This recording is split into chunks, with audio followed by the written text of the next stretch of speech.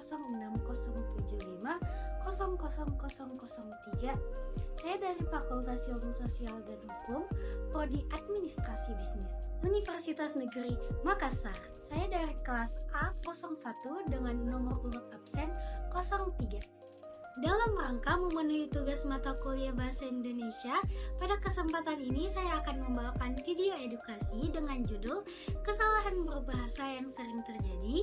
Melalui video ini saya berharap kita semua bisa lebih memahami bagaimana cara menggunakan bahasa Indonesia yang baik dan benar dalam kehidupan sehari-hari. Menurut data dari Badan Pengembangan dan Pembinaan Bahasa atau Kemendikbud 2023, pernyataan bahwa ada kesalahpenggunaan bahasa di masyarakat pada tahun 2023. Karena pengembangan dan pembinaan bahasa merupakan proses yang berkelanjutan dan tidak akan pernah berhenti.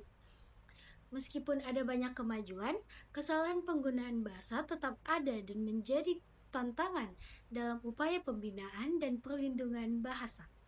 Kesalahan ini bisa terjadi dalam bentuk lisan maupun tulisan. Pertama, penggunaan kata di mana yang tidak tepat. Seperti acara ini di mana membahas tentang lingkungan. Yang seharusnya acara ini membahas tentang lingkungan karena kata di mana hanya digunakan untuk menunjukkan tempat, bukan sebagai kata penghubung dalam kalimat. Yang kedua, penggunaan kata daripada di awal kalimat, seperti daripada telat, mending kita nggak usah ikut. Yang seharusnya lebih baik kita tidak usah ikut daripada terlambat, karena penggunaan kata daripada di awal kalimat merupakan bentuk bahasa percakapan sehari-hari dalam kalimat formal. Struktur perlu diperbaiki agar kata daripada berfungsi sebagai pembanding, bukan pembuka. Ketiga, campur kode antara bahasa Indonesia dan bahasa asing, seperti kita harus bikin planning nih buat acara itu. Yang seharusnya kita harus membuat rencana untuk acara itu. Karena kata planning berasal dari bahasa Inggris, dalam konteks formal itu tulisan resmi. Sebaiknya menggunakan padana bahasa Indonesia atau rencana agar kalimat lebih baku dan jelas. Hasil observasi dari Universitas Negeri Jakarta tahun 2022 menunjukkan bahwa lebih dari 70% remaja sering mencampur bahasa Indonesia dengan bahasa Inggris dalam percakapan atau unggahan di media sosial. Keempat, penggunaan bentuk tidak bakus seperti "Bentar ya, aku lagi nyari bukunya." Seharusnya, "Sebentar ya, aku sedang mencari bukunya." Karena kata bentar dan nyari merupakan bentuk kata tidak baku dalam situasi formal.